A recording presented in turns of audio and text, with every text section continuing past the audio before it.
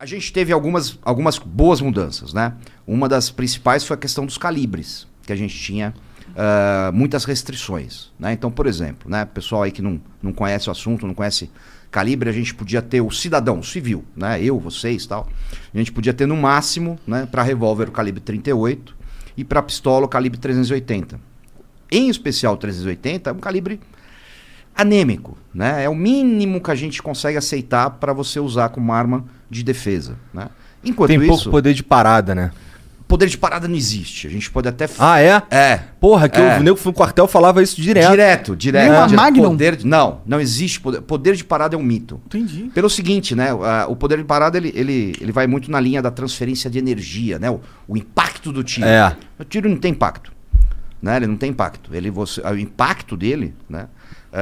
Não existe transferência de energia, né? Quem conhece física sabe que energia se transforma, né? Ela não se transfere, né? Então você imagina o seguinte, um projétil de 357 Magnum, que pesa 10,4 gramas, 2 saquinhos de sal de fruta, né? Ou seja, não é nada, né?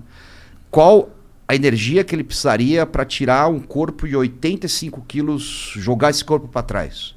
Não existe, cara. É a mesma coisa você sair correndo, bater sua cabeça no cargueiro para ver se ele balança. Não vai balançar, né? Então, o que define um bom calibre para você usar para defesa é um tripé, na realidade, né? Primeiro, é o local que o projétil atinge, né? Segundo, né, a penetração desse projétil, o quanto ele entra no corpo, né? E terceiro, o diâmetro desse projétil, que é para ter destruição de tecido, né? E o 380, ele é um projétil muito leve, uma munição baixa. Então a tendência dele é penetrar pouco. Entendi. Então ele fica ali, isso. quase não machuca de verdade. Se o cara for muito gordão, fica preso na barriga. Se for muito gordo, se musculatura muito espessa, roupa muito pesada, né? Tudo isso vai atrapalhar. Disparos indiretos, através de uma janela de carro, através de uma porta de casa, né? Se for necessário. E aí, o que acontecia, né? A gente tinha essas restrições, e os bons calibres de defesa, que são utilizados no mundo inteiro, eram restritos a policiais, militares, que é o 9mm, o 40, o 45, o 357, né? E aí se liberou esses calibres, né? Então hoje qualquer cidadão pode ter um 9mm, uma pistola 9mm, pode ter uma 45, pode ter uma 40, pode ter um 357. Isso é ótimo. Por quê? Porque não é um calibre que mata mais, como algumas pessoas gostam de imaginar, né? É um calibre mais efetivo para você tirar um agressor de combate. Porque assim, se eu tiver que usar a minha arma, né, é porque minha vida depende disso, né? Se minha vida depende disso, quanto mais rápido esse agressor cessar a agressão dele, parar a agressão dele, mais chance eu tenho de sobreviver. Então esses calibres mais efetivos são necessários. Isso foi uma mudança muito boa mesmo, né? E tivemos algumas outras, né? Como por exemplo a questão da efetiva necessidade. Uma forma meio macarrônica, mas o que é efetiva necessidade? Efetiva necessidade é o seguinte: quando você vai lá comprar uma arma, então as regras continuam as mesmas, né? Você tem que ter no mínimo 25 anos, não pode estar sofrendo nenhum tipo de processo criminal,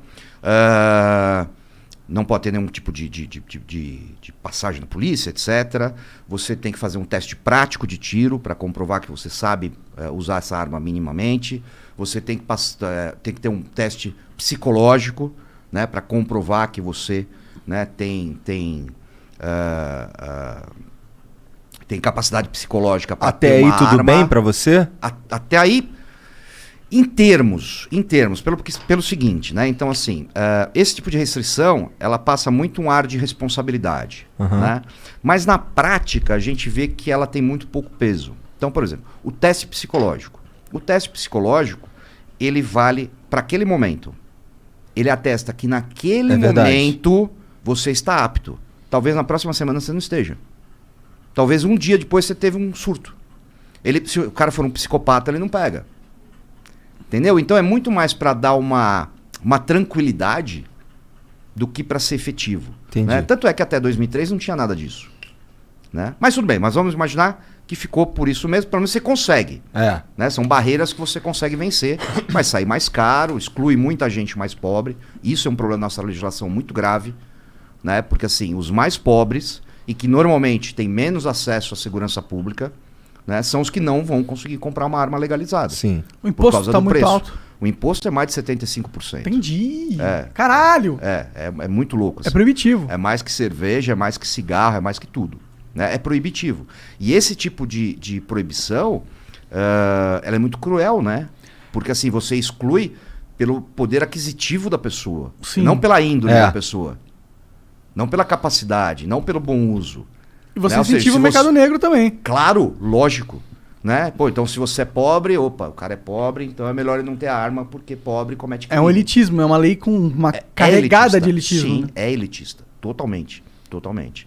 E aí, depois de tudo isso vencido, você ainda tinha que apresentar lá uma declaração de efetiva necessidade. Ou seja, você tinha que escrever lá para o delegado da Polícia Federal por que você tinha que ter uma arma na sua casa. Só que isso é extremamente subjetivo. Tá. Você concorda? Não tem categorias. Não Você tem nada. meio que escreve lá Você e escreve e fala assim, poxa, tomara que o delegado curta. é isso aí, né? Pô, tá tendo muito assalto no meu bairro. Eu vi uma negativa, né? Onde a pessoa colocou essa justificativa. Falou, ó, já tive 3 casas já foram roubadas na minha rua e a gente tá com medo e eu quero ter uma arma para me defender. E a negativa do delegado negou, falou assim, não, negado o pedido porque vão roubar sua arma. Ué? Caralho. Aí caralho. Sério? Isso. Olha que loucura. Você entendeu? O que era a justificativa mais plausível do mundo, né? De, porra, eu vou ser assaltado, né? Virou contra ele. Não, você não pode ter uma arma porque você vai ser assaltado. Mas se eu não fosse assaltado, eu não precisava ter arma. Óbvio. Né? Olha que loucura. Esse é um pouquinho E é o engraçado. entendimento da justiça que o bandido, ele é muito superior ao cidadão. Tipo, Sim, ele nasce sabendo usar uma arma. É impressionante. não, ele entra na casa com um time tático, apoio. Só ele é bom, entendeu? Sim. Ele aparece no meio da sala, né? Aparece. Poderes mágicos. Poderes mágicos. Ele aparece no quarto, vai ser sempre surpreendido, né? Essa maluquice toda, que aliás é uma coisa que eu trato bastante no meu curso de defesa residencial, né? Eu tenho, depois que eu tive no podcast, lá no Flow em Curitiba, né? Eu criei um curso só para isso, né? Porque assim, eu via, isso é uma coisa muito alarmante, assim, se você fizer uma pesquisa, né, e perguntar para as pessoas assim, pô, você se sente seguro dentro da sua casa? 90% vai dizer que não.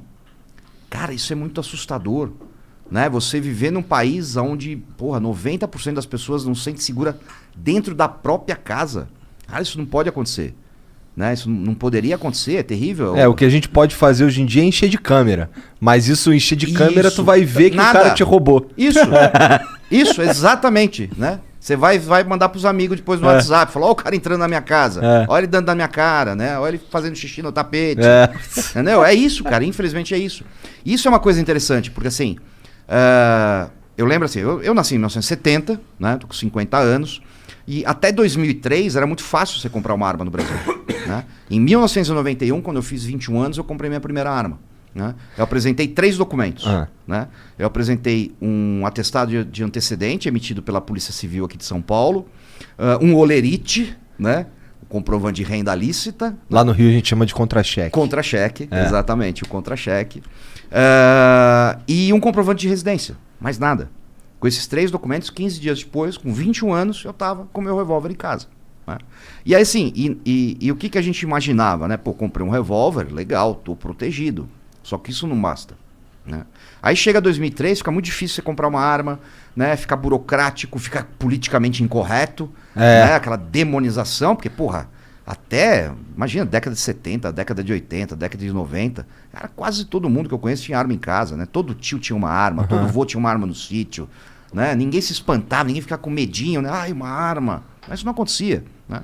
Mas, rapidão, em 2003, quando alterou, eles brigaram com quem já tinha arma também? Ou os caras que já tinham arma? Não, então, aí eles lançaram um negócio que era o recadastramento, né? Então você tinha uma arma, você comprou legalmente, certinho, aí você tinha que fazer o recadastramento dessa arma, passar por todo esse trâmite burocrático a cada 3 anos. Eita. E aí o que aconteceu? 7 milhões de pessoas de armas foram jogadas na ilegalidade, porque ninguém fez, cara.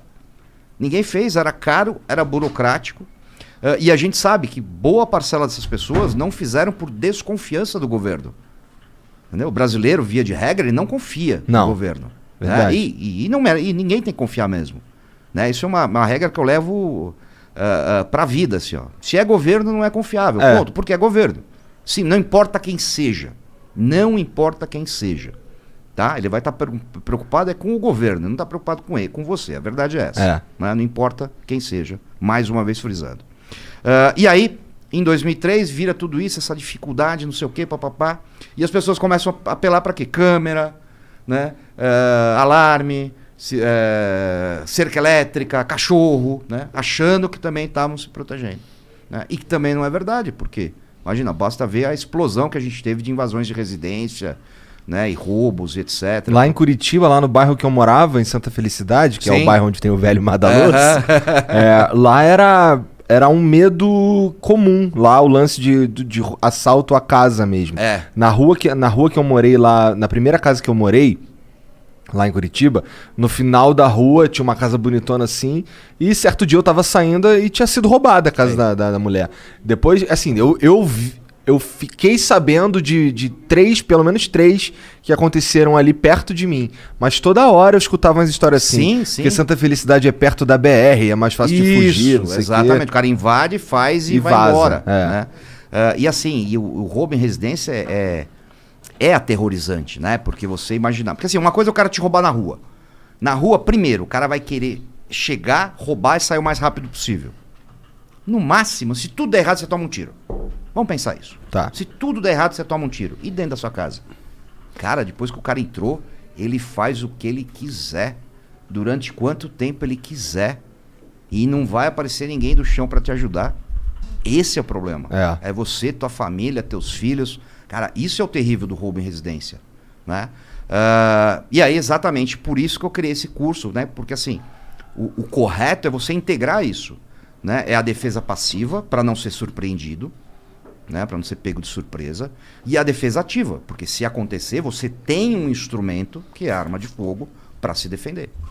Né, e a gente faz esse curso todo.